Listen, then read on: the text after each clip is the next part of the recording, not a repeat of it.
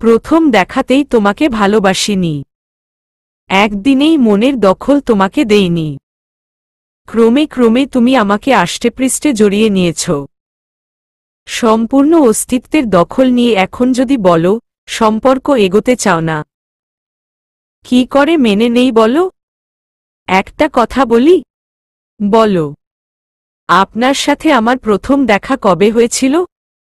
আমাদের প্রথম দেখাটা সিনেমাটিক কিছু নয়। সেজুতিরা বাসা পাল্টানোর প্রায় 1 মাস পর আমি নতুন বাসায় যাই। জুম্মার নামাজ পড়ে এসে ল্যাপটপ নিয়ে বসেছিলাম। কোনো কারণে তুমি এসেছিলে। আমি শুধু একবার চোখ তুলে দেখেছিলাম, কিন্তু চেহারা মনে রাখিনি। এর কয়েকদিন পর আবু হুরায়রার মাদ্রাসা থেকে ফেরার সময় তুমি আমার অটো ভাড়া দিয়েছিলে। কারণ জানতে চাইলে বলেছিলে আমি তোমার প্রতিবেশী, তাই প্রথমে তোমাকে চিনতে পারিনি। এরপর যখন দেখলাম তুমি 306 নাম্বার রুমে ঢুকলে, তখন বুঝতে পেরেছিলাম সেদিনের ওই মেয়েটাই তুমি। সেদিন তোমাকে আমার গায়ে পড়া অথবা ওভার স্মার্ট এই জাতীয় কিছু একটা মনে হয়েছিল। আল্লাহ, এই কথাও শোনার ছিল। বিড়বিড় করে বললাম, কিছু বললে? না, এই ঘটনার কিছুদিন আগে ভাইয়া আমার অটো ভাড়া দিয়েছিল। তখন আমি ভাইয়াকে চিনতাম না। কারণ জানতে চাইলে ভাই আমাকে ঠিক ওই কথাটাই বলেছিল, আমি ওনার প্রতিবেশী, তাই আমার ভাড়াটা দিয়েছেন। সেদিন আপনাকে ভাইয়া ভেবে আমিও অমনটা করেছিলাম। এরপর অনেকদিন আর বাঘায় যাইনি। আমার মাস্টার্স ফাইনাল চলছিল। পরীক্ষা শেষ করে যেদিন যাই, তার পরের দিনই সেজুতি অসুস্থ হয়ে পড়ে। ওকে হসপিটালে নিয়ে যাওয়া হয়। আমি হসপিটাল থেকে ফিরে আসার কিছুক্ষণ পরেই তুমি এসেছিলে সেজুতির ফোন নাম্বার নেয়ার জন্য। সেদিন তোমার চোখে আমি কোনো ছেলে মানুষই দেখিনি। দেখেছিলাম উৎকণ্ঠা, সেজুতির জন্য একরাশ ভালোবাসা।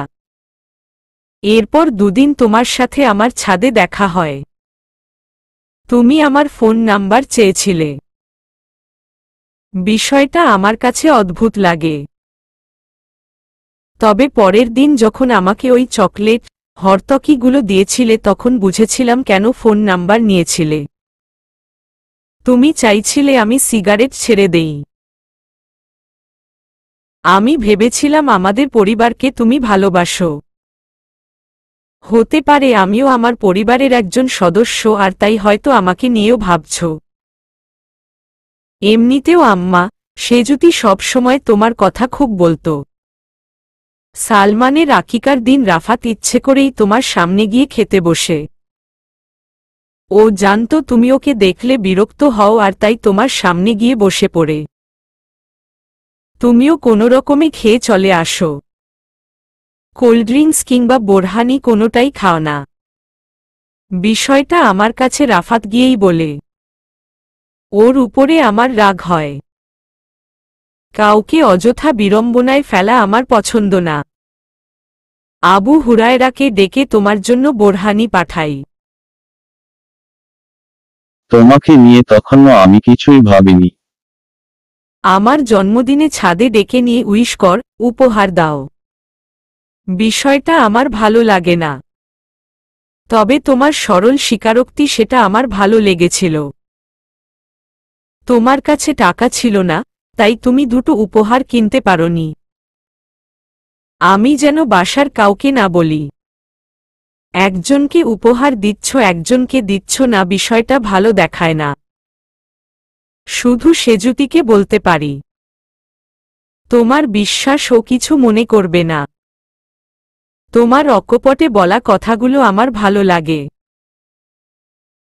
রোজার ঈদের সেজুতি তোমার জন্য জামা কেনে। আমার মনে হয় ব্যক্তিগতভাবে তোমাকে আমার কিছু দেয়া উচিত। একজোড়া কানের দুল কিনে তোমার জামার প্যাকেটে ওগুলো রেখে দেই। আমি বলে উঠলাম, টি শার্ট দিয়েছিলাম বলে ঋণ শোধ করতে চাইছিলেন? ব্যাপারটা তখনও সেরকমই ছিল। রোজার ঈদের পর আর বাঘায় যাইনি। কোরবানি ঈদের আগে গিয়েছিলাম, আম্মা আর সেজুতি কে আনতে? কেন জানি না, মনে হচ্ছিল তোমার সাথে দেখা হোক। হয়েও গেল। ছাদে গেলাম। গাছের আগাছা পরিষ্কার করছিলে। গাছ নিয়ে তোমার সাথে কথা হলো। মরিচ গাছ, ফুল গাছ মরে গেছে বলে তোমার চেহারায় কষ্ট ফুটে ওঠে। আবার বাকি গাছগুলো সারভাইভ করেছিল বলে তুমি ওদের উপরে খুশি। কত সহজ ছিল তোমার বক্তব্য। মন্ত্রমুগ্ধের মতো উনার কথা শুনে যাচ্ছিলাম। কত পুঙ্খানুপুঙ্খভাবে সবকিছু মনে রেখেছেন। ভাইয়া এনাকে দার্শনিক বলে মোটেও ভুল করেনি। উনি বলেই চলেছেন। আমার মাঝে মাঝে মনে হতো তুমি আমাকে নিয়ে কিছু ভাবছ। আমার অজান্তেই তুমি আমার ভাবনায় চলে আসতে। তোমার পরীক্ষার শেষ দিন ফোন করে বলেছিলে আমার জন্য একটা উপহার আম্মার কাছে রাখা আছে। চাইলে ওটা তুমি আমার হাতে দিতে পারতে। কিন্তু সেটা করনি। তাতে এটাই প্রমাণ হয় তোমার ভেতরে কোনো আড়াল নেই।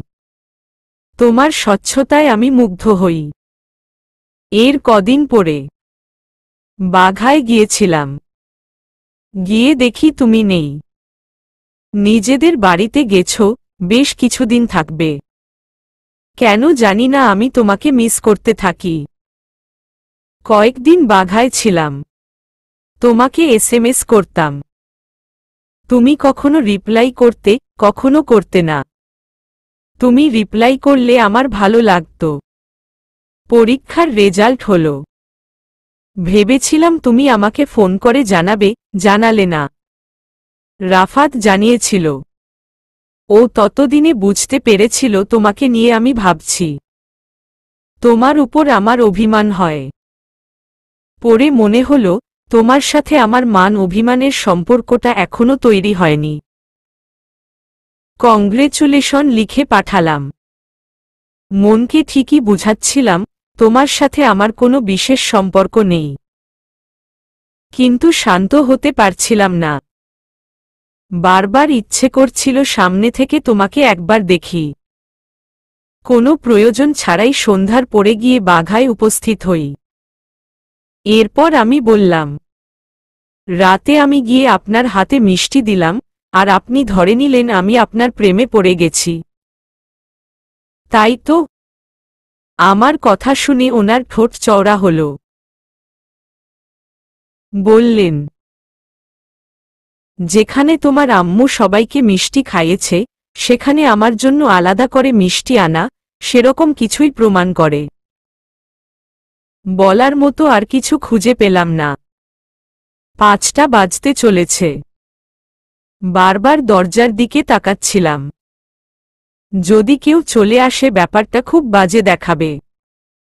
খালি বাসায় একটা ছেলে মানুষকে ঘরে বসিয়ে আলাপ করছি। উনি হয়তো আমার অভিব্যক্তি বুঝতে পারলেন। বললেন, কেউ আসবে না। আব্বা খামারে গেছে। আম্মারা এখনো রওনা দেয়নি। আপনি কি করে জানলেন? এখানে আসার আগে আম্মার সাথে কথা হয়েছে। একটা কথা বলবেন? কি? আমাদের এই বাসায় আসা কি সম্পূর্ণ কাকতালীয়? নাকি আপনার কোনো ভূমিকা আছে? সেটা জানা জরুরি নয়। একটা ছোট্ট নিঃশ্বাস ছেড়ে বললাম, আপনি আর কিছু বলবেন? তুমি বিরক্ত হচ্ছ? আমি কিছু বললাম না। উনি একটু চুপ থেকে বলতে শুরু করলেন, ছোটবেলা থেকেই রাফাত আর আমি ছিলাম এক জুটি। ফাহাদ আর সেজুতি ছিল এক জুটি। যে কথা কারো কাছে বলতে না পারতাম সেটা রাফাতকে বলতাম। ওর কাছে ফোন করে তোমার খবর জানতে চাইতাম। ও একদিন আমার কাছে সিরিয়াসলি জানতে চাইল তোমাকে ভালোবাসি কিনা। আমার অজান্তেই মুখ থেকে হ্যাঁ শব্দটা বেরিয়েছিল। তোমার ছোট ছোট বার্তা, মার্জিত আচরণ, সরল বক্তব্য আমাদের পরিবারের সাথে একটা স্বচ্ছ ভালোবাসার সম্পর্ক। সব মিলিয়ে তোমাকে ভালোবেসে ফেলি নিজের অজান্তেই। তোমার আমার ব্যাপারটা নিয়ে আমি রাফাতের সাথে আলোচনা করি। ও সবটা শুনে বলে তুমিও আমাকে ভালোবাসো, কিন্তু নিজে থেকে বলবে না। মেয়েরা নাকি নিজে থেকে বলে না, বিপরীত পাশের মানুষটার কাছ থেকে আগে শুনতে চায়। আমি ভেবেছিলাম তুমি রাজশাহীতে চলে আসার পর তোমার সাথে দেখা করব, যোগাযোগটা কন্টিনিউ করব, সম্পর্কটা আরও সহজ হওয়ার পর ভালোবাসার কথা বলবো। কিন্তু ও বলে, আমি যখন বলতে চাইব তখন হয়তো তোমার শোনার মতো সময় থাকবে না। ভার্সিটি লাইফ একটা আলাদা জগৎ, না চাইলেও তোমার একটা সার্কেল তৈরি হয়ে যাবে। বেশি দেরি হয়ে গেলে হয়তো শেষে তোমাকে হারাতে হবে। ওর বলা কথাগুলো আমার কাছে যুক্তিসঙ্গত মনে হয়। আমি বলে ফেললাম, সব নষ্টের গোড়া তাহলে আপনার ওই ভাই। ও নষ্টের গোড়া নয়, বলতে পারো ঘর পোড়া গরু। ওনার কথা বুঝতে না পেরে ভ্রু কুঁচকে তাকিয়ে রইলাম। উনি বললেন, রাফাত যখন সেকেন্ড ইয়ারে পড়ে তখন একটা মেয়েকে ভালোবাসে। মেয়েটার নাম সুইটি, ওর ক্লাসমেট। সব সময় একসাথে ওঠা বসা ছিল। ওদের মধ্যে আন্ডারস্ট্যান্ডিং ছিল খুব ভালো। রাফাত ধরে নিয়েছিল মেয়েটা ওকে ভালোবাসে, কিন্তু কখনোই ওদের মধ্যে সরাসরি ভালোবাসার কথাটা বলা হয় না। হুট করে একদিন মেয়েটার বিয়ে হয়ে যায়। খবরটা শোনার পর রাফাত ভেতর থেকে ভেঙে পড়ে। সুইটির বিয়ের পর ও জানতে পারে সুইটি ওকে ভালোবাসত, কিন্তু নিজে থেকে বলেনি। ও চেয়েছিল রাফাত যেন আগে বলে। সুইটি বললে যদি রাফাত ফিরিয়ে দেয়, তাই নিজে থেকে বলতে পারেনি। এটা জানার পর রাফাত পুনরায় সুইটির সাথে যোগাযোগ শুরু করে। এমনকি স্বামীর থেকে ছাড়িয়ে সুইটিকে নিজের জীবনে অনার সিদ্ধান্ত নেয়। বিষয়টা গোপন থাকে না। আম্মা, চাচি মা, কাকি এরা সবাই রাফাতকে বোঝায়, কিন্তু রাফাত ওর সিদ্ধান্তে অটল। ও সুইটিকে নিজের জীবনে চায়, যে কোনো মূল্যে। পরবর্তীতে চাচি মা গোপনে সুইটির সাথে কথা বলে। সুইটি ও বুঝতে পারে ও ভুল পথে এগোচ্ছে। একটা সময়ের পর সুইটি রাফাতকে জানায় ও রাফাতের জীবনে ফিরতে পারবে না, কেননা ও অন্তঃসত্ত্বা। রাফাত ভেতর থেকে ভেঙে গুড়িয়ে পড়ে আস্তে আস্তে নেশার জগতে চলে যায়। আমরা কেউ জানতে পারি না। ফাইনাল পরীক্ষা পর্যন্ত দেয় না। আব্বা ওকে পুনর্বাসনে দিয়ে আসে। বেশ কয়েক মাস ওখানে থাকার পর ও সুস্থ হয়। সুস্থ হয়ে ফেরার পরে আব্বা ওকে ফাহাদের কাছে পাঠিয়ে দেয়। রাফাত ফাহাদের দোকানে একজন সাধারণ কর্মচারী হিসেবেই থাকে। মাস শেষে বেতন পায়, মেসে থাকে, নিজের পয়সায় খায়। আমি অবাক হয়ে বললাম, উনি ওই বাসায় থাকেন না? না, আম্মা থাকলে যায়। আর আমি যে কদিন থাকি তখন আমার সাথে থাকে। কেন জানি না বরাবরের মতো বিরক্তিকর ওই রাফাত ভাইয়ার জন্য আমার ভীষণ খারাপ লাগতে থাকে। ওনাকে দেখলে বোঝা যায় না ওনার ভেতরে কোনো কষ্ট থাকতে পারে। উনি চেয়ার ছেড়ে উঠে দাঁড়ালেন। পকেট থেকে একটা ছোট্ট প্যাকেট বের করে বললেন, ভালো নাই বাসতে পারো। এগুলো তোমার কাছে রাখলে তুমি ছোট হয়ে যাবে না। প্যাকেটটা ছিল সেই কানের দুলের, যেগুলো আমি জামার ব্যাগের মধ্যে পেয়েছিলাম। বাঘা থেকে আসার দিন সেজুতি আপুকে দিয়ে এসেছিলাম, ওনাকে ফেরত দেওয়ার জন্য। প্যাকেটটা টেবিলে রেখে উনি চলে যেতে চান। এক পা দরজার বাইরে দিয়ে আবারও ফিরে এসে বলেন, সেদিন তোমার ওড়নায় ইচ্ছে করে টান দেইনি। রাফাতের কথায় তোমাকে হারানোর ভয় পেয়ে বসেছিল আমাকে। তোমার চোখের পানির কারণও বুঝতে পারছিলাম না। কোনো কথার জবাব না দিয়ে যখন চলে আসছিলে তখন খুব দিশেহারা লাগছিল। হাত বাড়িয়ে শুধু তোমাকে আটকাতে চেয়েছিলাম, কিন্তু ভুলবশত তোমার ওড়না ধরে ফেলি।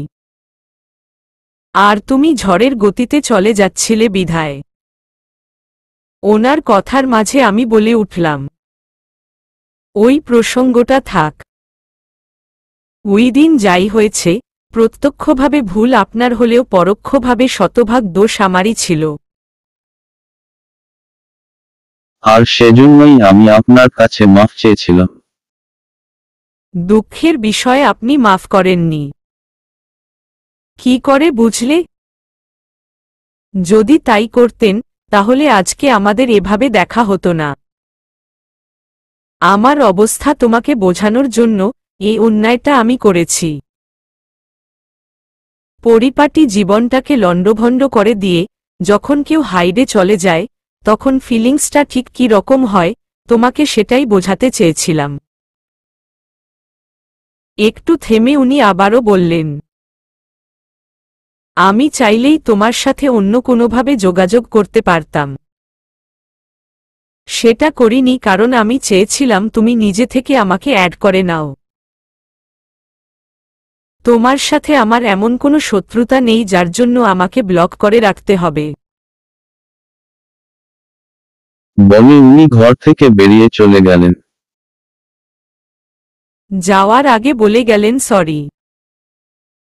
ব্যাপারটা ঠিক কি হলো? আমি বিনা দোষে ওনাকে চড় মেরে সরি বলে দিয়েছি। উনি এক মুহূর্তে আমার রুহুটাকে উড়িয়ে দিয়ে সরি বলে দিলেন। এটা কি টিট ফর ট্যাট না অন্য কিছু? সন্ধ্যার অনেক পরে আম্মুরা এসে পৌঁছায়। আমি তখন শুয়েছিলাম। ভার্সিটি থেকে ফিরে আর খাওয়া হয়নি। খেতে ইচ্ছেও করছিল না। আম্মু জানতে চাইল শরীর খারাপ নাকি। এই সুযোগে আম্মুর কাছে বিভিন্ন ধরনের অসুবিধার কথা তুলে ধরলাম। বাসা থেকে ভার্সিটি বেশি দূরে হয়ে যায়। রাস্তায় জ্যাম পড়ে। কখনো পৌঁছাতে দেরি হয়, আর কখনো আসাতে দেরি হয়। অতিরিক্ত গরম। বাসায় ফিরে ভালো লাগেনি তাই খাইনি। আরও বিভিন্ন অজুহাত দেখিয়ে বাসাটা পাল্টে ফেলার প্রস্তাব করলাম। আমার আশায় জল ঢেলে আম্মু বলল, তোর আব্বু চাকরি ক্লোজ করার চেষ্টা করছে। কোম্পানির মালিক ছাড়তে চাইছে না। 28 বছরের চাকরি। মালিকের সাথে আপন ভাইয়ের চেয়েও ভালো একটা সম্পর্ক তৈরি হয়েছে। যে কোনো সময় সুযোগ বুঝে সবকিছু চুকিয়ে দিয়ে চলে আসবে তোর আব্বু। তখন এমনিতেই আমরা বাসা ছেড়ে নিজের বাড়িতে চলে যাব। এই অল্প কিছুদিনের জন্য বাসা পাল্টানোর কোনো মানেই হয় না। তার মানে হল আরও অন্তত কয়েকটা মাসে বাড়িতেই থাকতে হবে। এখানে থাকতে আমার আর মোটেও ইচ্ছে করছিল না। কেন জানি না উনি চলে যাওয়ার পর থেকে না চাইতেও বারবার ওনার কথা ভাবছিলাম। আজকে আমার সাথে অনেক খারাপ কিছু হতে পারত, হয়নি। আমার নসিব ভালো ছিল। হয়তো উনি মানুষটাও ভালো ছিলেন। হয়তো না, অবশ্যই ভালো ছিলেন। তা না হলে আজকে সমস্ত পরিস্থিতি ওনার অনুকূলে ছিল। উনি যা কিছু একটা করে ফেলতে পারতেন, কিন্তু কিছুই করেননি। আমি যতই অন্য কিছু নিয়ে ভাবতে চাইছিলাম, কাজ হচ্ছিল না। ঘুরে ফিরে ওনার কথাই মাথায় আসছিল। এত শান্তশিষ্ট একজন মানুষ। তার উপরে মাস্টার্স কমপ্লিট। অথচ আজকে আমার সাথে যে আচরণ করেছেন, সেটা কেন জানি আমার কাছে ছেলেমানুষি বলেই মনে হচ্ছে। এই ঘটনার পর আরও ৪৫ দিন কেটে গেছে। বিকেলে শুয়ে শুয়ে ফেসবুক ঘাটাঘাটি করছিলাম। ফেসবুক তেমন একটা চালাই না, মাঝে মাঝে। মূলত মেসেঞ্জার ব্যবহার করার উদ্দেশ্যে ফেসবুক খোলা। হঠাৎ করে ওনার বলা কথাটা মনে পড়ল। আমাদের মধ্যে এমন কোনো শত্রুতা নেই যার জন্য ওনাকে ব্লক করে রাখতে হবে। কেন জানি না ওনাকে আবারও অ্যাড করে নিলাম। প্রায় ২ সপ্তাহ হয় ওনাকে অ্যাড করেছি। কিন্তু উনি কোনো এসএমএস, চ্যাট বা কল কিছুই করেননি। আচ্ছা, উনি কি বুঝতে পারেননি? ওনাকে অ্যাড করেছি, আনফ্রেন্ড থেকে আবারও ফ্রেন্ড করেছি। এত নিবিড়ভাবে সেদিন নিজের অনুভূতির কথা বলে গেলেন। অথচ ২০ দিনে একবারও যোগাযোগের চেষ্টা করলেন না। এমনকি ওনার সাথে দেখাও হলো না। আচ্ছা, উনি কি চাইছেন আমি নিজে থেকে উনার সাথে যোগাযোগ করব? প্রশ্নই আসে না। থেমে যাওয়া বিষয়টাকে উস্কে দেওয়ার কোনো মানেই হয় না। আরও অন্তত ১০১২ দিন কেটে গেছে। ওনার সাথে আমার কোনো দেখা বা যোগাযোগ কোনোটাই হয়নি। ইদানিং লক্ষ্য করছি হুট করেই ওনার কথা আমার মনে পড়ে যায়। আমি শতভাগ নিশ্চিত ওনার প্রেমে পড়িনি। তবু কেন জানি মনে পড়ে যায়। বৃহস্পতিবার বিকেল। ছোট আপু ফোন করেছে। আম্মুর সাথে কথা বলবে। আম্মু বাসায় ছিল না, আন্টিদের বাসায় গিয়েছে। ফোন কানে ধরেই আন্টিদের বাসায় গেলাম। আম্মুর হাতে ফোন ধরিয়ে দিয়ে চলে আসব, লক্ষ্য করলাম আন্টির চোখে পানি। আন্টি কাঁদছে। কিন্তু কেন? আম্মু ফোন কানে নিয়ে উঠে চলে এলো। আমি আন্টির কাছে গিয়ে জানতে চাইলাম, কি হয়েছে আন্টি? কিছু না মা। তাহলে কাঁদছিলেন কেন? এমনিতেই রাহাতের কথা মনে পড়ছিল। কেন জানি না আমার বুকের ভিতর খোঁজ করে উঠল। রাহাত ভাইয়ার কি হয়েছে? আন্টি ম্লান হেসে বলল, কিচ্ছু হয়নি, ও ভালোই আছে। অনেকদিন হয় ছেলেটাকে দেখি না। আন্টির কথার আগামাথা কিছু বুঝতে পারছিলাম না। ঠান্ডা স্বরে বললাম। ভাইয়া কোথায়? ঈশ্বরদী। ঈশ্বরদী কেন? তুমি জানো না? ওর চাকরি হয়েছে একটা প্রাইভেট কোম্পানিতে। ১ মাস হলো জয়েন করেছে। এর মধ্যে একদিনও বাড়ি আসেনি। কিছুক্ষণ আগে ফোন করে কবে আসবে জানতে চাইলাম, বলল অনেক কাজ আছে, এখন আসতে পারবে না। এটুকু বললে আন্টি আবার ও কেঁদে ফেলল। ছোটবেলা থেকে আমি দুটো ছেলেকে কখনো চোখের আড়াল করিনি। বড় হওয়ার পর একা একা যদি কোথাও যেত, ২ থেকে ৩ দিন, ৭ দিন কখনো দূরে ছিল বলে মনে পড়ে না। ফাহাদ আর সেজুতি নিজেরা বিয়ে করে যখন বাঘায় ছিল, তখনও ফাহাদ চুপি চুপি এসে আমার সাথে দেখা করে যেত। কতগুলো দিন ধরে ছেলেটা অসুস্থ ছিল। খেতে পারত না, ঘুমাতে পারত না। সব সময় মাথা নিয়ে ঝিম মেরে থাকত। ডাক্তার দেখালাম। ডাক্তার বলল মাইগ্রেন। চাপ নেওয়া যাবে না। ছেলেটাকে বলেছিলাম চাকরি করার দরকার নেই, তোর আব্বার সাথে একটু একটু থাকবি তাহলেই হবে। আমাদের তো আল্লাহ কম দেয়নি। এটুকুই যদি দেখে শুনে চলে ও কেন ওর পরের প্রজন্ম খেয়ে শেষ করতে পারবে না ইনশাআল্লাহ। আমার কথা শুনল না, জোর করে চাকরিতে জয়েন করল। এখন যদি কাজের চাপ সামলাতে গিয়ে আবারও অসুস্থ হয়ে পড়ে, ওই অচেনা জায়গায় আমার ছেলের দেখাশোনা কে করবে? কত করে বলছি, একটা বার অন্তত ঘুরে যা বাড়ি থেকে। শোনেই না ছেলে আমার কথা। আমি বললাম, অহেতুক টেনশন করবেন না আন্টি, নতুন চাকরি হয়তো একটু ঝামেলায় পড়েছে, ঝামেলা কমলে দেখবেন ঠিক আসবে। আন্টির সাথে আর দুই একটা কথা বলে ওখান থেকে চলে আসি। 1 মাস আগে ওনার চাকরি হয়েছে, অথচ আমি জানি না। আম্মুও বলল না। আর বলবে কি? আম্মু জানে আমি রাহাতেকে পছন্দ করি না, তার ব্যাপারে ইন্টারেস্টেড নই। আন্টির কথা অনুযায়ী উনি যেদিন আমার সাথে দেখা করতে এসেছিলেন তার একদিন পরেই ঈশ্বরদী চলে গেছেন। হঠাৎ করে কেন জানি ভালো লাগছিল না। চাকরি করছেন ভালো কথা, তা বলে কি শুক্রবারেও ছুটি থাকে না?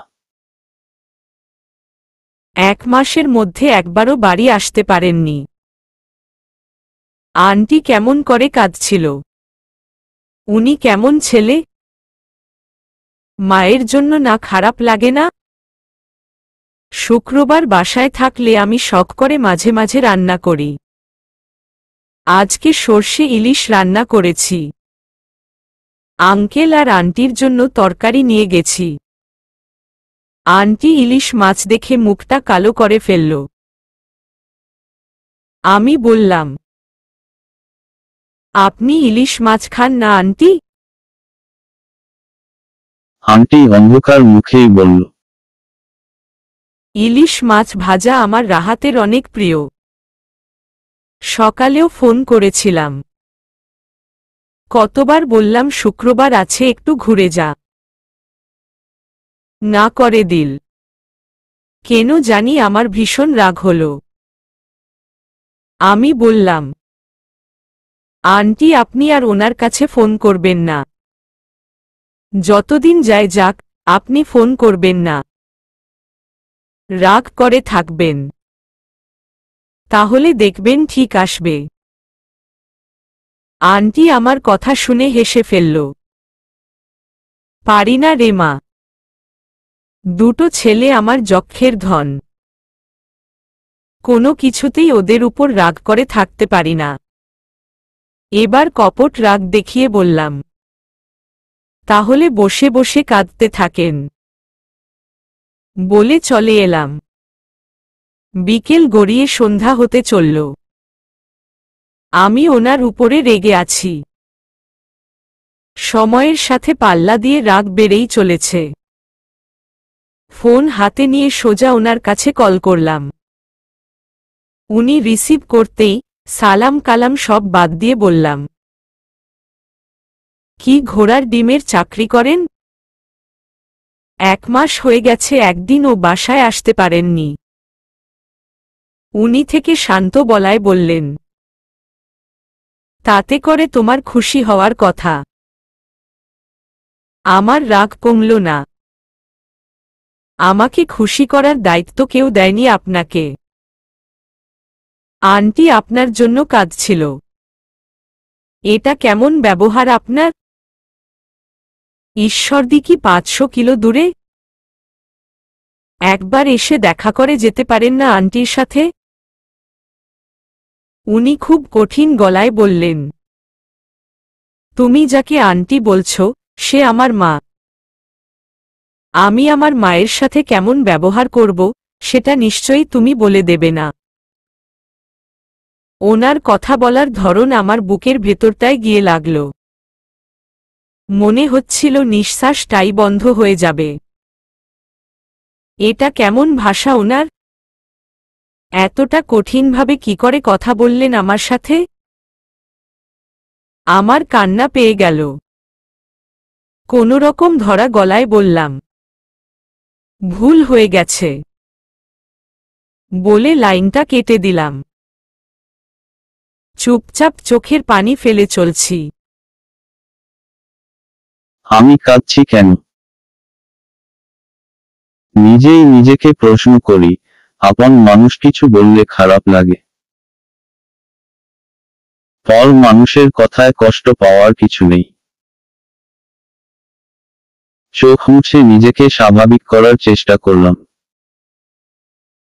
রাত 9টার দিকে আন্টি এলো আমাদের বাসায়। ভীষণ হাসি মুখ, আর সাথে এক বাটি মিষ্টি। আম্মুকে দিয়ে বলল, রাহাতে এসেছিল আপা। কি দুষ্টু ছেলে, সকালেও আমাকে বলেছে আসবে না। মাগরিবের নামাজ শেষ করছি, এমন সময় এসে উপস্থিত। আম্মু বলল, আপনাকে সারপ্রাইজ দিল। কিসের সারপ্রাইজ? একটু বসলো কি না বসলো আবার চলেও গেছে। চলে গেছে। আমাকে ডাক দিলেন না।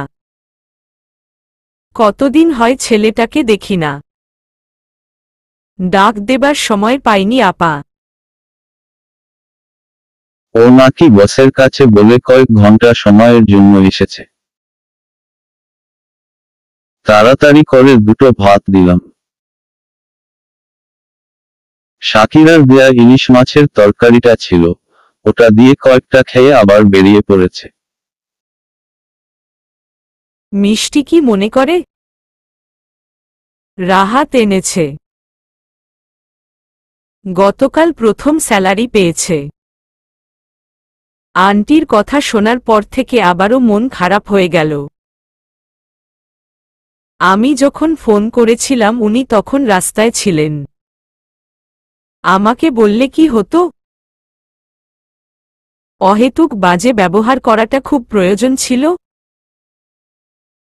রাত 12টার বেশি বেজে গেছে।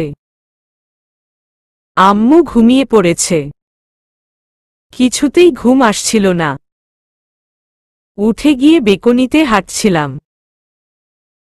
ফোনটা হাতে নিয়েছি ওনাকে এসএমএস করব। জানতে চাইব আমার সাথে এই ব্যবহার করার মানে কি? না, ব্যাপারটা ঠিক হবে না। ওনার ইচ্ছে করেছে, উনি মায়ের সাথে দেখা করে গেছেন। আমি জানার কে? উনি ওনার মাকে সারপ্রাইজ দেবেন, তাতে আমার কি? উনি ওনার মায়ের সাথে কি ব্যবহার করবেন, সেটা নিয়ে কথা বলার আমি কে? সত্যিই তো একটা প্রশ্ন রয়ে যায়, আমি কে? কেউ না। ফোনটা আবারও রেখে দেই। আরও 1 সপ্তাহ কেটে গেছে। লোকটা একবারও যোগাযোগ করেনি। অথচ সেদিন কত অভিনয় করে বলেছিল, উনি চান যেন আমি নিজে থেকে অ্যাড করে নেই। নিয়েছি তো। কই একটা ফাঁকা এসএমএসও করেনি। চাকরি পেতে না পেতেই ভোল পাল্টে গেছে। এখন একটা বড়লোকের শিক্ষিত মেয়ে দেখে বিয়ে করবে। আশ্চর্য। উনি বড়লোক বিয়ে করুক বা ফকিন্নি, তাতে আমার কি? মনকে অনেক কিছুই বোঝাচ্ছিলাম, কিন্তু মন চাইছিল উনি আমার সাথে যোগাযোগ করুন।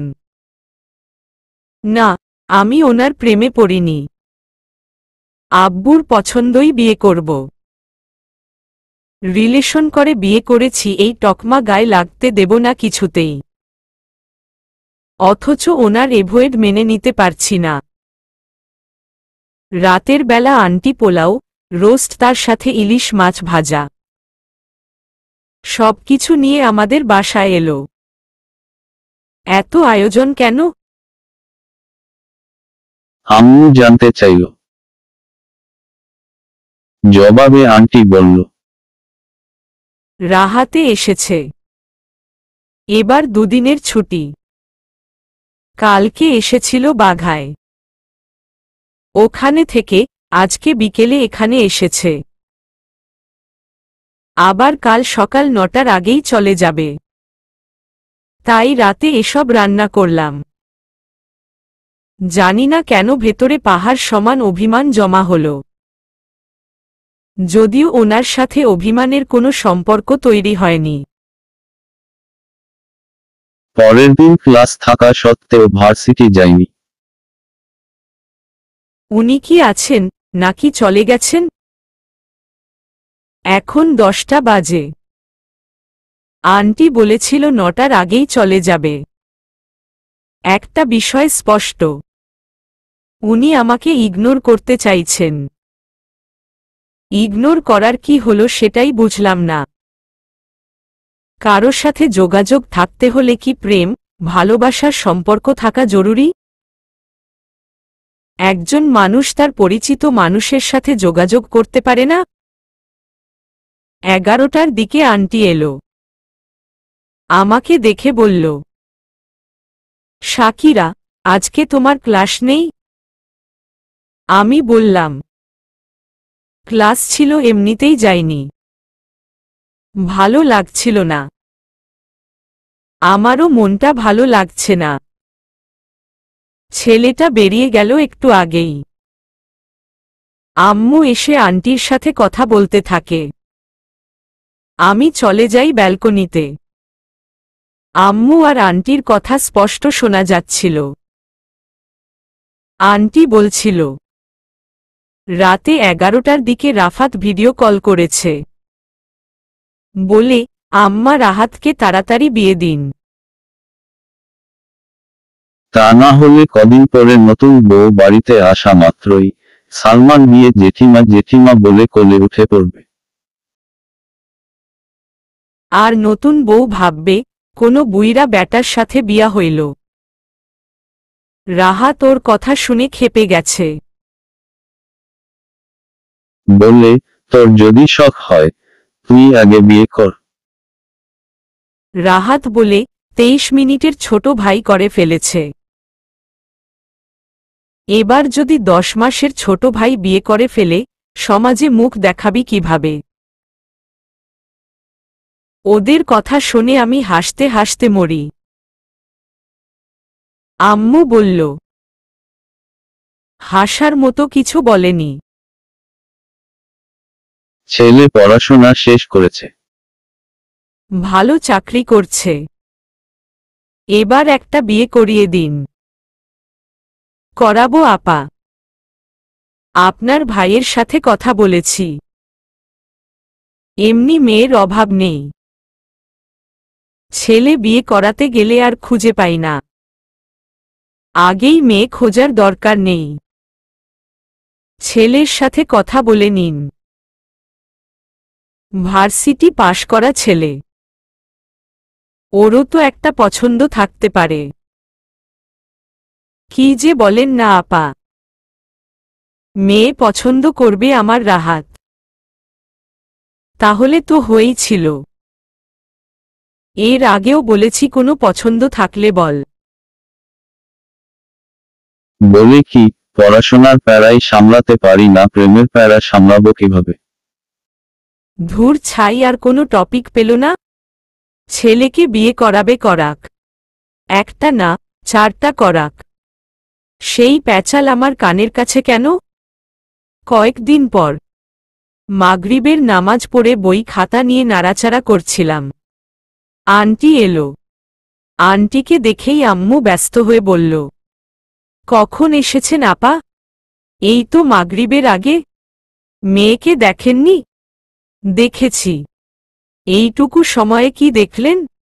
এটা কি আয়োজন করে মেয়ে দেখা, যে সময় লাগবে? কেমন দেখলেন? মন্দ না। ইফাত কায়দা করে ছবি তুলে দিয়েছে। কই দেখি। আন্টি ফোন বের করে আম্মুকে দেখালো। মাশাআল্লাহ, সুন্দর আছে। এখন কি করবেন? আগে রাহাতকে দেখাবো। ওর যদি পছন্দ হয় তারপর মেয়ের বাড়িতে প্রস্তাব পাঠাবো। তখন আনুষ্ঠানিকভাবে দেখা যাবে। ভাই কি বলে? আপনার ভাইয়ের কথা ছেলের যদি পছন্দ হয় তাহলে ওর কোনো আপত্তি নেই। শুধু মেয়ে যেন উচ্ছৃঙ্খল না হয়, মার্জিত পরিবারের হয়। আমি আর চুপ করে থাকতে পারলাম না। বলে ফেললাম, আন্টি কি রাহাত ভাইয়ের জন্য মেয়ে দেখতে গিয়েছিলেন? আন্টি এক গাল হেসে বলল, অনেকটা সেরকমই। ইফাতকে চেনো? আমার চাউনি দেখে আন্টি বুঝল আমি চিনি না। বলল, আরে আমার ছোট জায়ের মেয়ে। অর্থনীতির দ্বিতীয় বর্ষের ছাত্রী। ওর বান্ধবীর বড় বোন। ইফাতদের বাসায় আগেও কয়েকবার এসেছে। রাহাতের কাকি আরও আগেই আমার কাছে মেয়েটার ব্যাপারে বলেছিল।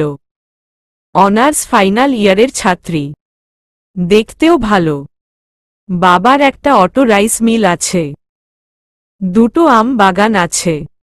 2 বোন 1 ভাই। সব মিলিয়ে মন্দ না। আমি আর কোনো কথা বললাম না। রাত 10টার দিকে ছাদে গেলাম। আম্মুকে বলেছি গরম লাগছে, একটু পরেই চলে আসব। এই বাসার ছাদে বসার কোনো প্লেস নেই। আমার গাছগুলো ব্যালকনিতেই রেখেছি। তাই আর তেমন একটা ছাদে আসা হয় না। কিছুক্ষণ আকাশের দিকে তাকিয়ে রইলাম। আমার অভিমান হয়েছে, বড্ড অভিমান। কিন্তু কার উপরে? জবাব অজানা।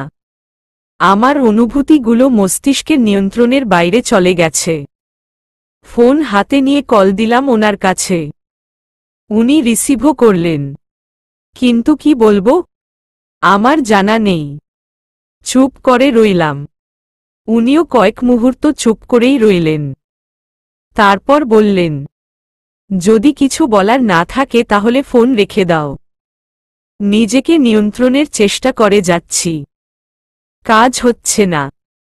চোখ গড়িয়ে অবাধ্য অশ্রুগুলো নেমেই পড়ল।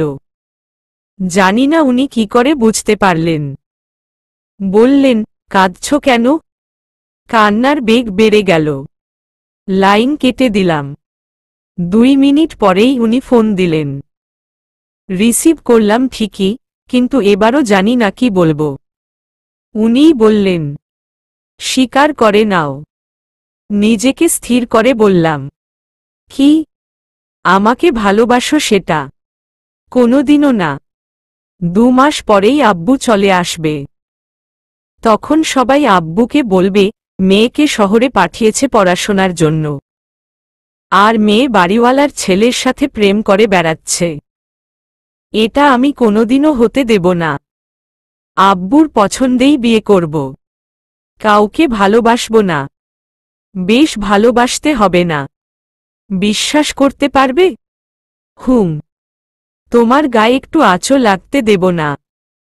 শুধু নিজের অনুভূতিগুলোকে মুক্ত করে দিও। তারপর সবটা আমি সামলে নেব। সেটা কিভাবে? None of your business. Aunty আপনার জন্য মেয়ে দেখেছে। অলরেডি সেটা ভেস্তেও গেছে। কিভাবে? আম্মা আমাকে ছবি পাঠিয়েছিল। আমি রাফাতকে। রাফাত আম্মার কাছে ফোন করে বলেছে মেয়েটাকে ও চেনে। স্কুল লাইফ থেকে কোনো এক ছেলের সাথে মেয়েটার রিলেশন আছে। ব্যাস, মামলা ডিসমিস। আমি হেসে ফেললাম। উনি বললেন, তাহলে কান্নার কারণ এটাই ছিল? একদমই না। কারণটা কি জানতে পারি? উষ্টা খেয়ে ব্যথা পেয়েছিলাম। কোথায়? পায়ের আঙ্গুলে না বুকের গভীরে? মাথায়। বলে লাইনটা কেটে দিলাম। এরপর থেকে আমাদের সম্পর্কটা সহজ হয়ে ওঠে। তবে বাড়াবাড়ি কিছু নয়। টুকটাক চ্যাটিং। মাঝে মধ্যে ওনার ভাষায় একটু গরমিল হয়ে যায়। এছাড়া সবটাই স্বাভাবিক। এই যেমন হুট করে একদিন লিখলেন, ভীষণ ক্ষুধা পেয়েছে।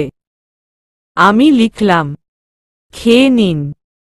বুয়ার রান্না খেতে আর ভালো লাগে না। নিজে রান্না শিখে নিন। সেটা সম্ভব না। তাহলে না খেয়ে থাকুন। ভাবছি বিয়ে করে নেব। এটা ভালো সিদ্ধান্ত, করে নিন। বউকে প্রথম কি রান্না করতে বলবো জানো? কি? সর্ষে ইলিশ। কথা বেলাইনে চলে যাচ্ছে দেখে সাথে সাথে ডাটা অফ করে দেই। আরেকদিন রাত 11টার দিকে লিখেছেন, ঘুম আসছে না, ভীষণ যন্ত্রণা হচ্ছে। আমি ভাবলাম ওনার মাথা ব্যথা করছে। লিখলাম, মাথায় একটু পানি দেন। পেইনকিলার নিয়েছেন? মাথা ব্যথা নয়, বুক ব্যথা। অ্যাসিডিটি হয়তো, গ্যাস্ট্রিকের একটা ওষুধ খেয়ে নেন। ওষুধে সারবে না। তাহলে? বউয়ের ভালোবাসা লাগবে। একটা অবিবাহিত মেয়ের কাছে বউয়ের অভাব ব্যক্ত করা সভ্য ব্যক্তির কাজ নয়। বিবাহিত মেয়ের কাছে ব্যক্ত করলে মেয়ের স্বামীটি আমাকে উত্তম মাধ্যম দিতে ভুল করবে না। আপনার সেটাই পাওয়া উচিত। No more chat. বেশ কয়েক সপ্তাহ এভাবেই কেটে যায়। একদিন ক্লাস শেষ করে লিলু আপুর বাসায় যাই। ওখান থেকে ফিরতে সন্ধ্যা হয়ে যায়। বাসার দরজা খোলাই ছিল। রুমে ঢুকে দেখলাম আন্টি আর আম্মু কিছু একটা নিয়ে আলোচনা করছিল। আমাকে দেখে মনে হলো ওনারা অপ্রস্তুত হয়ে পড়েছে। আলোচনার বিষয় পরিবর্তন করে ফেলল। আম্মু বলল, সামনের মাসে বাসাটা ছেড়ে দেব আপা। পরের মাসের প্রথম সপ্তাহে আপনার ভাই চলে আসবে। সবকিছু মোটামুটি কনফার্ম। ও আসার আগেই একবারে চলে যেতে চাইছি। আন্টি বলল, যাবেন ভালো কথা, কিন্তু একবারে না। ভাই দেশে আসার পর ভাইকে নিয়ে এখানে আসবেন। কয়েকদিন থেকে তারপর জিনিসপত্র নিয়ে যাবেন। আপনার মালপত্র আমার ঘরে 2 মাস পড়ে থাকবে। আপনার সাথে কি আমাদের সেই সম্পর্ক? আমার মন বলছিল ওরা অন্য কোনো বিষয়ে আলোচনা করছিল, সেটা আমাকে জানাতে চায় না। কিন্তু কি এমন বিষয় যেটা আম্মু আমার কাছ থেকে লুকাতে চায়? রাত 10টার দিকে সেজুতি আপু ফোন করে। কুশলাদি বিনিময় শেষ করে বলে, একটা কথা জানতে চাইব শাকিরা, এক কথায় জবাব দেবে। আপুর কথায় ঘাবড়ে গেলাম। বলো কি জানতে চাও? তুমি বলেছিলে না, আঙ্কেলের সিদ্ধান্তই তোমার জন্য শেষ কথা। তুমি তোমার আব্বুর পছন্দ মতো বিয়ে করতে চাও। হুম। আঙ্কেলের সেই পছন্দের ছেলেটা যদি রাহাত হয়, তোমার কি কোনো সমস্যা হবে? আমার ভেতরে ধপ করে উঠল। নিজেকে সামলে নিয়ে বললাম, হঠাৎ এই কথা কেন বলছো আপু? আমি এখনো আমার প্রশ্নের জবাব পাইনি। আমার আর রাহাতের সম্পর্কটা যে সহজ হয়ে গেছে সেটা কি আপু জানে না? জানলে এভাবে কথা বলতো না। বললাম, সত্যি যদি আব্বুর পছন্দ করা ছেলেই হয়, তবে সেটা রাহাত হোক বা অন্য কেউ, আমার কোনো সমস্যা নেই। Thank you. এখন বলো, আজ হঠাৎ কেন এ কথা জানতে চাইলে? আম্মা রাহাতকে বিয়ে করানোর জন্য ব্যস্ত হয়ে পড়েছে। আমি সালমানের আব্বুকে তোমার ব্যাপারে বলেছি। তোমার ভাইয়া কি বলেছে জানো? সেও তোমার কথাই ভাবছিল। কিন্তু তুমি ছোট মানুষ নও, রাহাত ও প্রাপ্তবয়স্ক। তোমাদের আলাদা পছন্দ থাকতে পারে। তাই সালমানের আব্বু চুপ করেছিল। তোমাদের মধ্যে হওয়া মিস আন্ডারস্ট্যান্ডিং কিংবা রাহাত তোমাকে পছন্দ করে, এই বিষয়টা আমি সালমানের আব্বুকে বলিনি। দোহাই লাগে, বলো না আপু। ভাইয়ার সামনে মুখ দেখাতে পারবো না। চিন্তা করো না, বলবো না। আমি আর তোমার ভাইয়া মিলে আম্মার সাথে ব্যাপারটা নিয়ে আলোচনা করি। বিষয়টা আমারও মনে ধরে। কিন্তু তোমার ভাইয়ার মতো আম্মারও একই কথা, তোমাদের মতামত জানা জরুরি। তারপর বিষয়টা নিয়ে এগোনোর চিন্তা করা যাবে। আমি রাহাতের মনোভাব জানি। কিন্তু তুমি বলেছিলে, সালমানের আব্বুর মতো দেখতে অবিকল আরেকজন মানুষকে নিয়ে আলাদা করে কিছু ভাবতে চাও না। সেই ব্যাপারটা নিশ্চিত হবার জন্যই তোমার কাছে ফোন করলাম। একটা কথা বলবে আপু? বলো। রাহাত ভাইয়া কি তোমাকে আমার কথা বলতে বলেছে? না। সেই দিনের পর থেকে আজ পর্যন্ত রাহাত তোমার ব্যাপারে কোনো কথা বলেনি। তোমার কানের দুলগুলো ওকে ফেরত দিয়ে বলেছিলাম যেন আর কখনো তোমার সাথে যোগাযোগ করার চেষ্টা না করে। যেহেতু আঙ্কেলের পছন্দে বিয়ে করবে, তাই যেটা হবার প্রস্তাবের মাধ্যমে পারিবারিকভাবেই হবে। এতে যদি তোমাদের জুরি লেখা থাকে তাহলে রাহাত তোমাকে পাবে, না হলে পাবে না। আই থিংক রাহাত ও সেটাই মেনে নিয়েছে। সব সময় নিজেকে তোমার কাছ থেকে আড়ালে রাখার চেষ্টা করে চলেছে।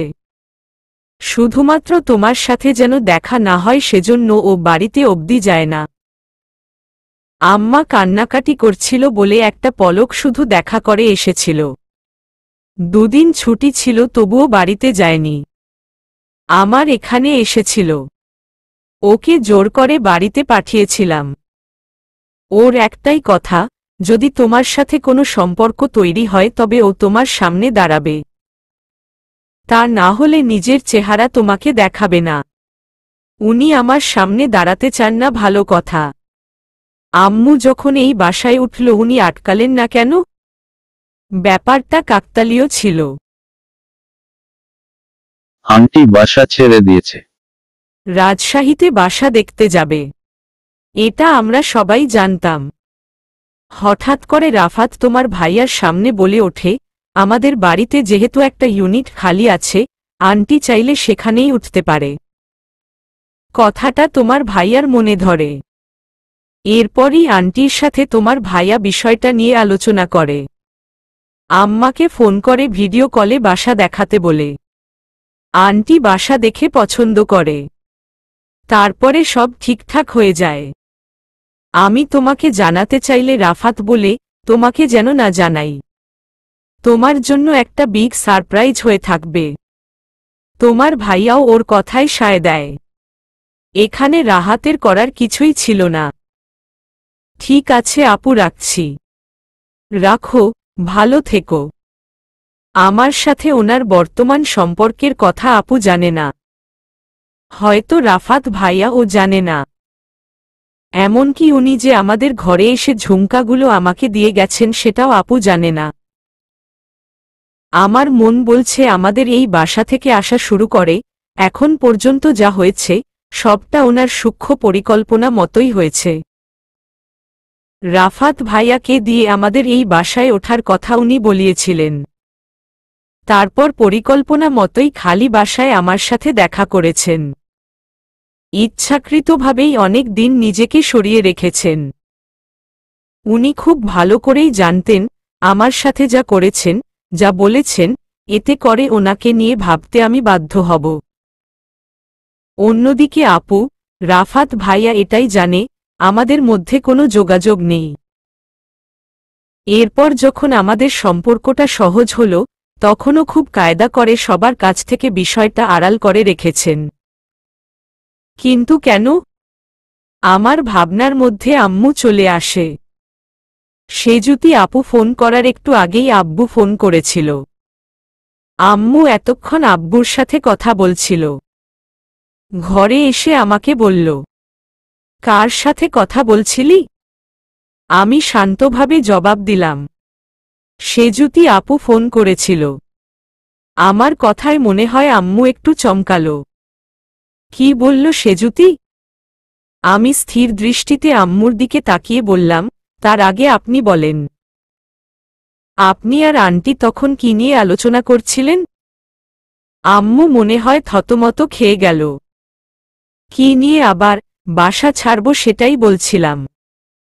আমার কাছ থেকে লুকাচ্ছেন, তাই না? সেজুতি তোকে কি বলল? সেটা বল আগে। আপনি যেটা লুকাচ্ছিলেন সেটাই বলেছে। আমার কথা শুনে আম্মু চুপচাপ আমার পাশে বসল। একটু সময় নিয়ে বলল, তোর আন্টি রাহাতের জন্য তোকে পছন্দ করেছে। সেজুতি আর ফাহাদও এটাই চায়। সে কথাই আমাকে বলতে এসেছিল। কিন্তু তুই রাহাতকে মোটেও পছন্দ করিস না, সে কথা আমি আপাকে কি করে বলি? তাই বলেছি এই ব্যাপারে আমি কিছুই বলতে পারবো না। তোর আব্বু যে সিদ্ধান্ত নিবে সেটাই হবে। আগে দেশে আসুক, তারপর যেটা ভালো মনে হয় করবে। আমি ছোট করে একটা নিঃশ্বাস ছাড়লাম। আম্মু আবারও বলল। সেজুতি কি বলল? জানতে চাইল আব্বু যদি রাহাত ভাইয়াকে আমার জন্য সঠিক মনে করে তাহলে আমি মেনে নেব কি না। তুই কি বলেছিস? বলেছি আব্বু যদি আমার জন্য রিকশাওয়ালা, ফুচকাওয়ালাও ধরে আনে আমি তাকেই মেনে নেব। আম্মুর চেহারায় একটা খুশির ঝিলিক দেখতে পেলাম। আম্মু বলল, রাহাত ছেলেটাকে আমার খুব ভালো লাগে। কথা একটু কম বলে, সেটা যার যার স্বভাব। তাই বলে ছেলেটা নয় খারাপ নয়। কি মার্জিত ব্যবহার, কত ভালো ছাত্র ছিল। কেমিস্ট্রিতে মাস্টার্স করেছে। এখন একটা ভালো কোম্পানিতে চাকরি করছে। ভালো বেতন পায়। এত বড় হয়ে গেছে আজ পর্যন্ত বাবা মায়ের সাথে জোরে কথা বলেনি। আম্মুর দিকে তাকিয়ে বললাম, রাহাত ভাইয়াকে আপনিও চেনেন, আমিও চিনি। এত ঢাক ঢোল পেটানোর কিছু হয়নি। আম্মু একটু দমে গেল। তারপর বলল, আচ্ছা, তোর আব্বু এসে যদি রাহাতকে পছন্দ করে তাহলে কি তুই ওকে বিয়ে করবি? আগে আব্বুকে আসতে দেন। পছন্দ করবে কি না করবে সেটা তো পরের বিষয়। যদি পছন্দ করেই ফেলে তখন ভেবে দেখব। কিন্তু যদি আব্বু পছন্দ না করে তাহলে আপনি আব্বুর কানের কাছে ঘ্যান ঘ্যান করতে পারবেন না, আগেই বলে রাখলাম। রাহাতের মতো ছেলেকে অপছন্দ করার কোনো কারণই নেই। ওদের সম্পর্কে সবকিছুই তোর আব্বুর জানা। জানবে না? ফোন করলেই ওদের কথা বলেন। আব্বুর এতদিনে সব মুখস্থ হয়ে যাওয়ার কথা। একটু আগে তোর আব্বু ফোন করেছিল। আমি ব্যাপারটা নিয়ে আলোচনা করেছি। দাঁড়ি, এর মধ্যে আব্বুকে বলা হয়ে গেছে? আব্বু কি দেশে আসবে না? আসবেই তো ইনশাআল্লাহ। আগে বললে সমস্যা কোথায়? আব্বু শুনে কি বলল? পরিবার ভালো, ছেলেও ভালো। সবই ঠিক আছে। দেশে ফিরে একবার সামনাসামনি রাহাতের সাথে ওর আব্বার সাথে পরিবারের সবার সাথে কথা বলে নেবে। তারপর একটা সিদ্ধান্ত নিবে। বুঝলাম। আব্বু না আসা পর্যন্ত যেন এই আলোচনা আর না হয়। পরের দিন মাগরিবের পর আম্মু আন্টির কাছে গেল। দরজা লক করে ওনার কাছে কল দিয়ে বললাম, এত অভিনয়ের মানে কি? কিসের অভিনয়? আপনার সাথে আমার কোনো যোগাযোগ নেই। আপনি আমার সামনে আসতে চান না। আমার বিষয়ে কথা বলতে চান না। কি এসব? তোমার কাছে অভিনয় বলে মনে হচ্ছে? তাছাড়া আর কি? আমি শুধু ভালোবাসার মানুষটাকে দেয়া প্রতিশ্রুতি রাখার চেষ্টা করছি। কিসের প্রতিশ্রুতি? বলেছিলাম না, তোমার গায়ে একটু আঁচও লাগতে দেব না। আশ্চর্য, ওনার বলা কথাটা আমারই মনে নেই। অথচ উনি আমাকে সেভ রাখার জন্য এককভাবে চেষ্টা করে যাচ্ছেন। কেউ যেন আমার দিকে আঙুল তুলতে না পারে। এমন কথা যেন না উঠে আমি কারো সাথে সম্পর্কে জড়িয়ে গেছি। তার জন্য এত কিছু করে যাচ্ছেন। এমনকি নিজের বাড়িতেও আসেন না, যাতে করে কেউ এটা না বলতে পারে আমাদের দেখা হয়, কথা হয়। উনি আমাকে ভালোবাসেন সেটা আমি আরো আগেই বুঝতে পেরেছি। তাই বলে এতটা? শাকিরা। ওনার ডাকে ভাবনা থেকে বেরিয়ে আসি। জি। ভালোবাসো, বলবে না? ইচ্ছে করছিল চিৎকার করে বলি, ভালোবাসি আপনাকে। কিন্তু বলা হয় না। একটু চুপ থেকে বললাম, খোদা না করুন যদি আপনি আর আমি কোনো নির্দিষ্ট পরিণতির দিকে না এগোই।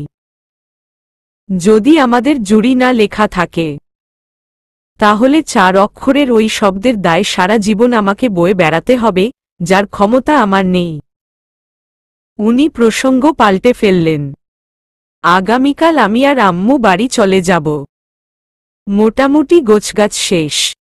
সামনের সপ্তাহে আব্বু আসবে।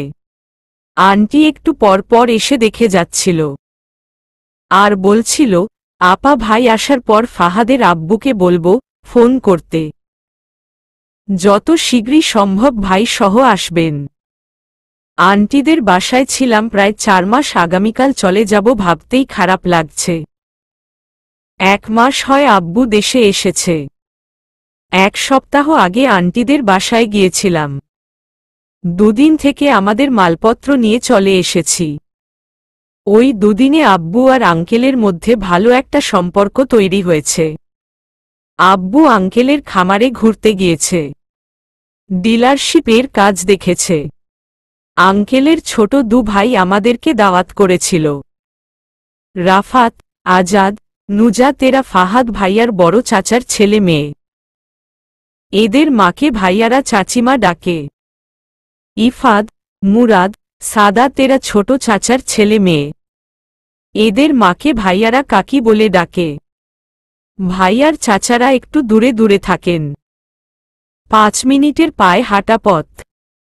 প্রত্যেকের মধ্যে আন্ডারস্ট্যান্ডিং অনেক ভালো। সবগুলো ভাই বোনের মধ্যে অনেক মিল। আজকে ওনারা সবাই আমাদের বাড়িতে আসছে। আব্বু দাওয়াত করেছে। তারা শুধু আব্বুর দাওয়াত রক্ষা করতে আসছে ব্যাপারটা সেরকম না। উদ্দেশ্য তাদের বংশের সবথেকে কোয়ালিফাই ছেলে রাহাতের সাথে কেমন এলাকার, কেমন পরিবারের মেয়ের সম্বন্ধ হতে চলেছে সেটাই দেখা। সকাল থেকে আমার 3 মা, জেঠিমা, আম্মু, চাচিমা ভীষণ ব্যস্ত রান্নাবান্না নিয়ে। আমরা একান্নবর্তী পরিবার। বিশাল উঠানকে কেন্দ্র করে 3টে একতলা পাকা বাড়ি, রঙিন টিনের ছাউনি দেয়া।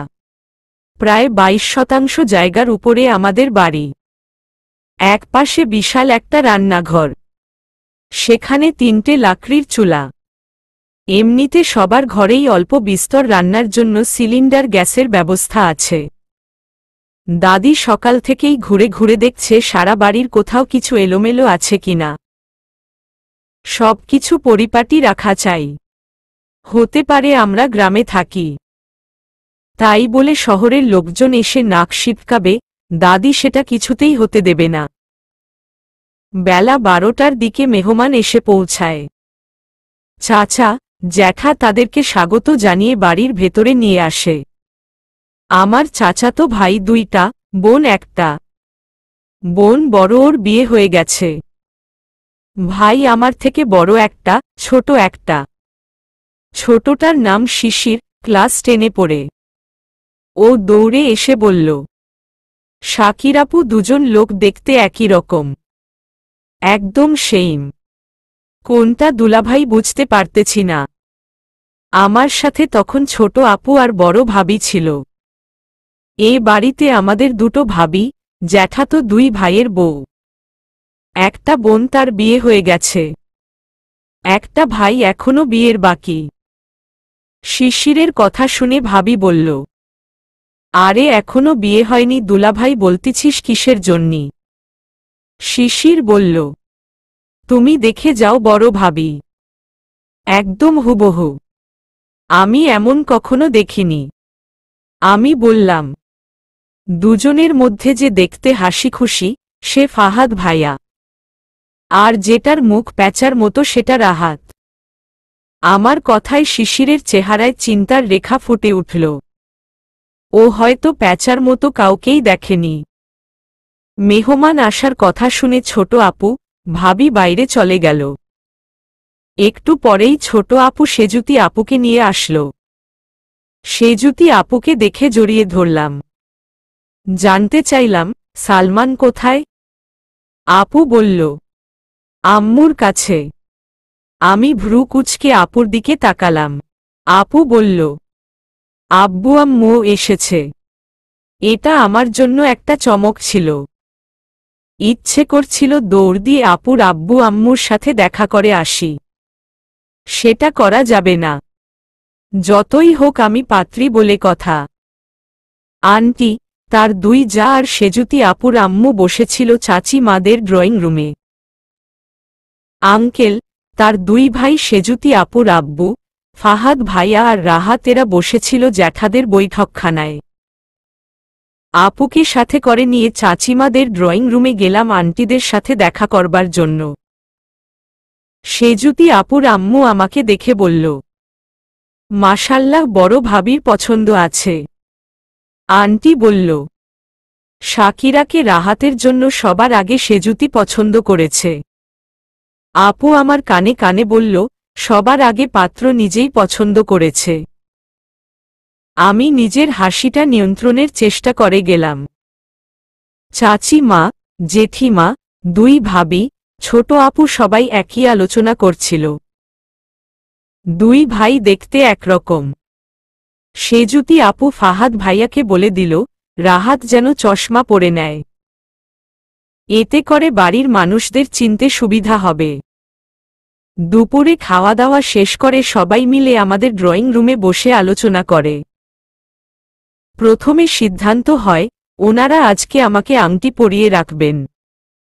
3 মাস পর আমার বড় আপু বিদেশ থেকে আসলে তখন বিয়ে হবে। দাদি এই সিদ্ধান্ত মানে না।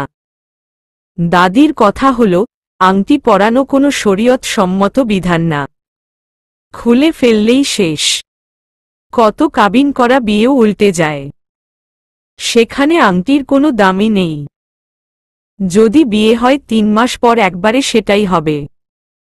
দাদির কথায় আবারও আলোচনা সাপেক্ষে সিদ্ধান্ত পরিবর্তন হয়। আজকেই বিয়ে পড়ানো হবে, কিন্তু আনুষ্ঠানিকভাবে বউ তুলে নেওয়া হবে 3 মাস পর। বিকেল 5টা বাজে। ছোট দুলাভাই কাজী আনতে গেছে। রাহাতের সাথে এখনো আমার দেখা হয়নি।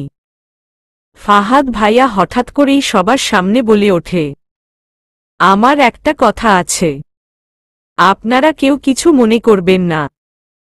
শাকিরা আর রাহাতের বিয়েটা সম্পূর্ণ পারিবারিকভাবে হচ্ছে। ওরা কেউ নিজেদের মধ্যে এটা নিয়ে কথা বলেনি। আমার মনে হয় বিয়ে পড়ানোর আগে ওদেরকে 5 মিনিট সময় দেওয়া উচিত। ওরা নিজেদের মধ্যে একটু কথা বলে নিক। ভাইয়ার কথায় বড়রাও মতো দেয়। এই কথাগুলো সেজুতি আপু এসে আমাকে বলেছে। আমি আপুকে না করে দেই। আলাদা করে কথা বলার দরকার নেই। বড় ভাবি, ছোট আপু সবাই বলে, সারা জীবনের ব্যাপার একটু কথা বলে নে। আমাকে ঘরে একা রেখে সবাই চলে গেল। একটু পরে উনি ঘরে আসলেন। ওনাকে দেখেই বললাম, এটা গ্রামের বাড়ি। এখানে ছেলে মেয়ে আলাদা করে কথা বলে না। সবাই বলল, আর আপনি চলে এলেন। উনি নিচের দিকে তাকিয়ে শান্ত স্বরে বললেন, আমি একটা কথাই শুনতে এসেছি। কি? ভালোবাসি কিনা? ভালোবাসি, ভালোবাসি, ভালোবাসি, হয়েছে? আমার কথাগুলো বলতে দেরি হয়, সেজুতি আপু আর ফাহাদ ভাইয়া ঘরে ঢুকতে দেরি হয় না। সর্বনাশ, কি করলাম এটা? ঘরের ভিতরে যে ছিল, সেটাই ফাহাদ ভাইয়া। এই মুহূর্তে সেজুতি আপুর সাথে রাহাত ঘরে ঢুকল। আমার হৃৎপিণ্ড বেরিয়ে যাওয়ার উপক্রম। ফাহাদ ভাইয়া চোখ থেকে চশমাটা খুলতে খুলতে বলল, আচ্ছা, সিঙ্গিং ড্রিঙ্কিং ওয়াটার। এরপর সেজুতি আপুর দিকে তাকিয়ে বলল, বলেছিলাম না, ডাল মে কুচ কালা হে। খুব তো বলেছিলে ওদের মধ্যে কিছু নেই। এখন হলো তো।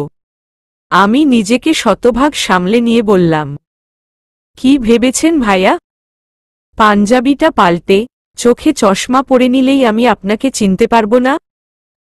যখন ঘরে এসেছেন তখনই চিনতে পেরেছিলাম আপনাকে। রাহাতের দিকে আঙ্গুল তুলে বললাম, আমি ওনাকে চিনতে ভুল করলেও আপনাকে চিনতে ভুল করব না। আমার কথা শুনে ভাইয়ার মুখটা কেমন পানসে হয়ে গেল। সেজুতি আপু বলল, আগেই বলেছিলাম এত হিটলারি করার দরকার নেই।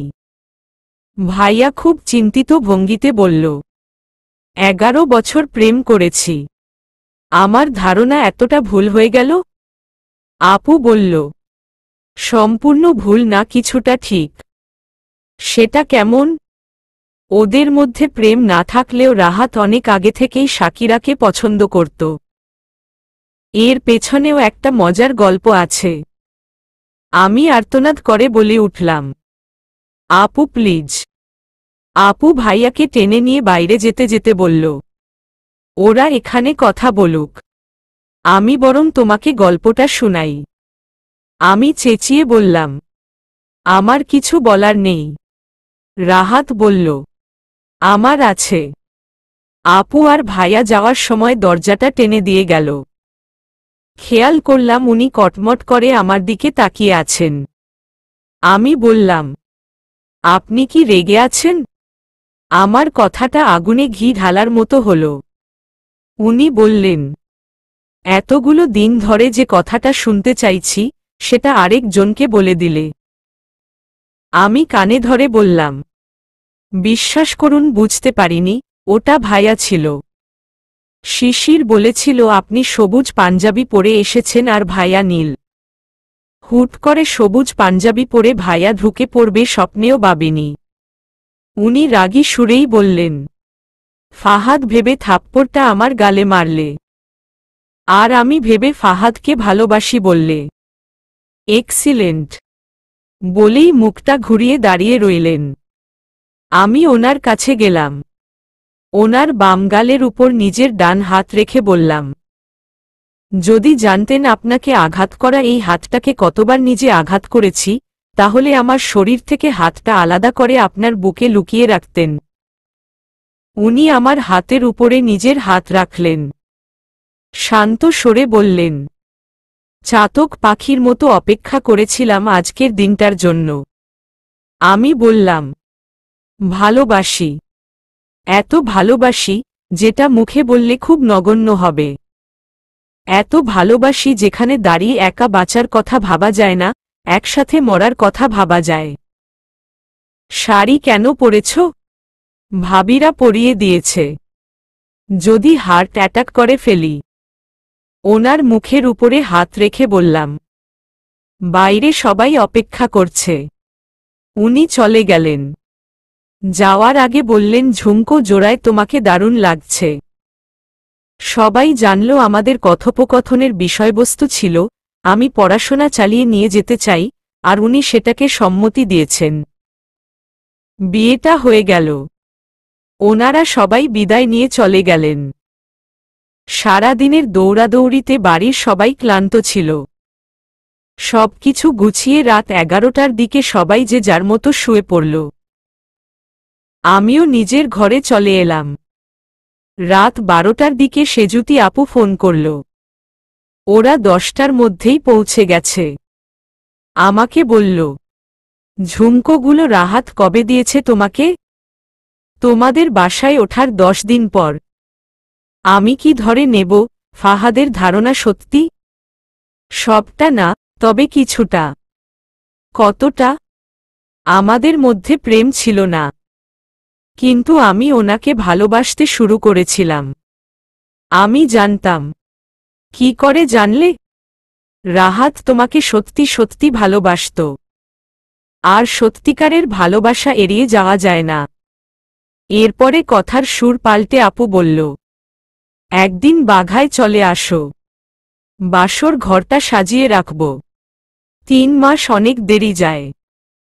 আমি বললাম, নাকে ক্ষত দিচ্ছি, তোমার সাথে আর কথা বলবো না বলে লাইনটা কেটে দিলাম। সেজুতি আপুর মুখের ভাষা এমন, ভাবতেও পারিনি।